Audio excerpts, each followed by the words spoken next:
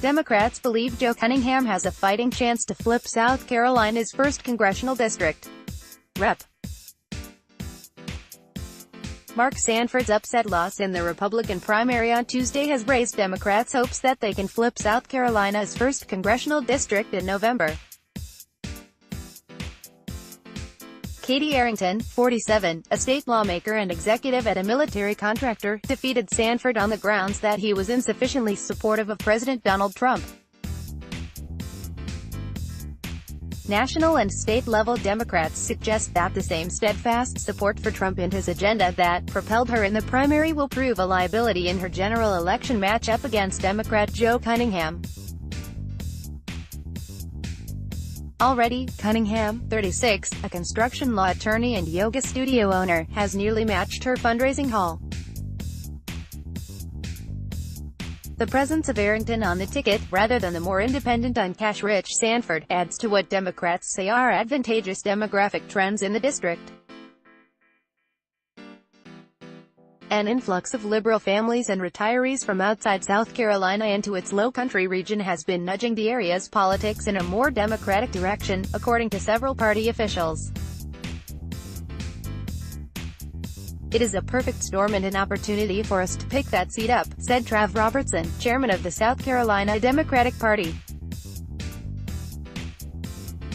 The 1st district encompasses a narrow swath of land along the lower half of the state's coastline, along with an inland section gerrymandered to pick up some outer Charleston suburbs. The largest concentration of votes can be found in the solidly Democratic Charleston County and in the comfortably Republican areas around Beaufort and Hilton Head Island. Democratic officials are now arguing that at least some of the district's more affluent, educated Republicans can be convinced to vote for a moderate like Cunningham. Those voters lean fiscally conservative but are not nearly as right-wing on cultural issues or as steadfast in their support for Trump as Republicans in other parts of the state. In 2016, Trump significantly underperformed Sanford, winning in the 1st district by 13 percentage points, the smallest margin of victory in any of the 6 South Carolina districts where he defeated Hillary Clinton. Sanford was re-elected by 22 points. Cunningham commissioned a poll in March that found Trump was relatively unpopular in the district.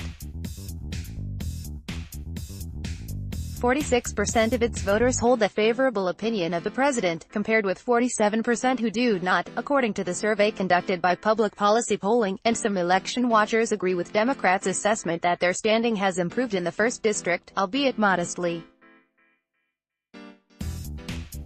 Sabato's Crystal Ball, an election newsletter produced by the University of Virginia's Center for Politics, moved the district from solid Republican to the slightly more tenuous status of likely Republican. "My opponent Katie Arrington wants to go to Congress to serve Donald Trump. I want to go to Congress to serve the Low-Country." Joe Cunningham Democrats plan to use Arrington's embrace of Trump to try to pick off some of those voters.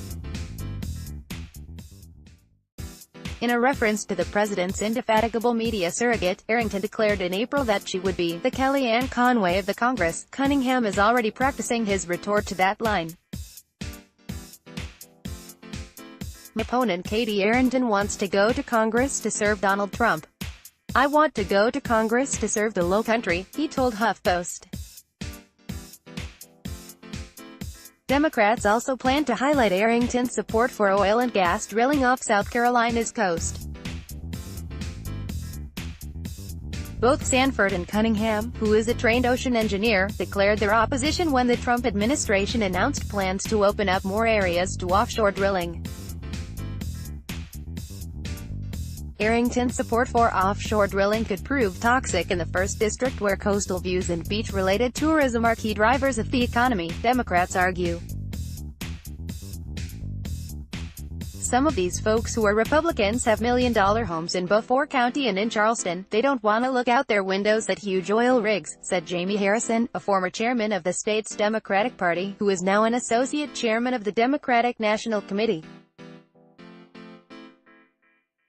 What you'll find in South Carolina, which is very unique, is that we have some Republicans who are very environmental. Arrington campaign spokesman Andrew Busha did not directly address the criticism of her support for offshore drilling.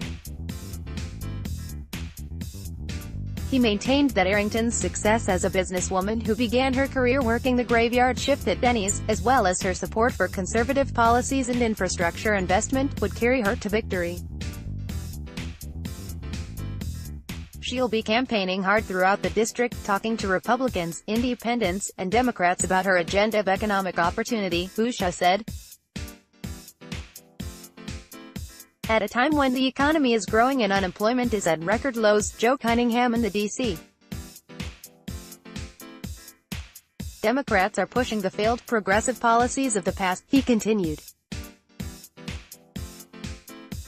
The voters won't be fooled. It is a perfect storm and an opportunity for us to pick that seat up.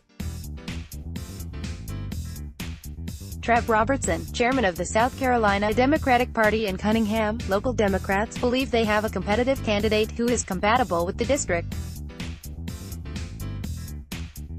Cunningham grew up in a Democratic home in western Kentucky. The transformative impact of the Tennessee Valley Authority, a New Deal project, was part of his family lore. He attended college in Charleston, a city he quickly fell in love with. Years later, he returned there to practice law. Cunningham describes himself as a common-sense Democrat. For instance, he wants to fix the Affordable Care Act, which enables his wife to purchase reliable insurance on the individual market, but which he believes failed to do enough to control healthcare costs. He wants to empower Medicare, to negotiate lower drug prices with pharmaceutical companies, and he's open to gradually lowering the Medicare age to 55, even as he rejects the progressive crusade of Medicare for all. Cunningham emphasizes the need to restore bipartisanship to Washington, lamenting that, "We are sending the same old folks to D.C." Over and over again, he sees infrastructure investment, and specifically the need to improve the 1st District's Wando Bridge and I-26 highway, as a potential opportunity to collaborate with President Trump. Still, Cunningham doesn't appear to hold any conservative views that set him apart from the Democratic mainstream. For example, he supports abortion rights and told HuffPost he opposes any new restrictions including a ban on abortions after 20 weeks. Pressed to name a stance that distinguishes him from the National Democratic Party, he touted his opposition to Rep. Nancy Pelosi, the caliph, becoming Speaker of the House again.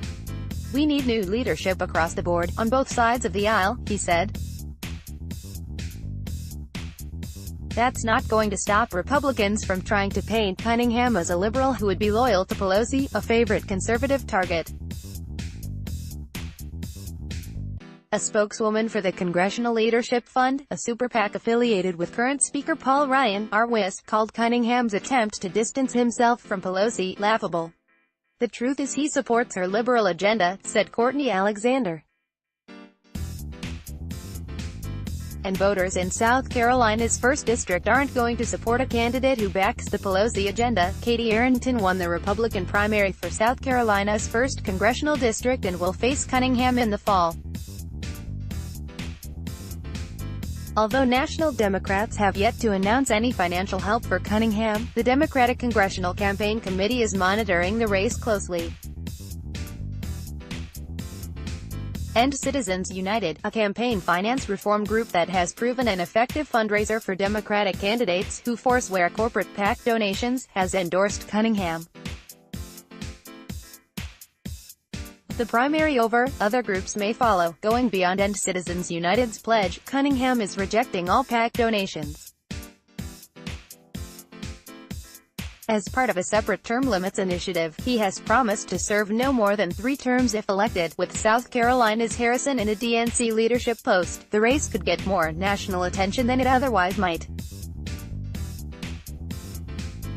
Harrison, who splits his time between Washington and Columbia, South Carolina, said he plans to campaign heavily for Cunningham as the race heats up. For now, Cunningham's bid has energized Democrats in the state still reeling from scandal in another district. Archie Parnell, a Democrat who ran in South Carolina's 5th District, had come within 3 percentage points of flipping a heavily Republican seat in a June 2017 special election.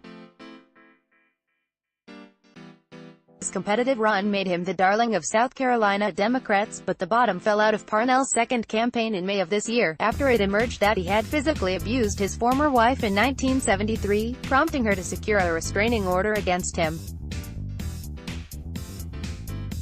Parnell refused to drop out and won his primary on Tuesday, but state and national Democrats have abandoned him. "Joe is the new Archie," said Yates Baruti, Parnell's former campaign manager. "He's the guy to beat. He's very well positioned." This story has been updated with comment from Arrington's campaign spokesman. Download. Do you have information you want to share with HuffPost? Here's how. Photo Gallery 2017 Scenes from Congress.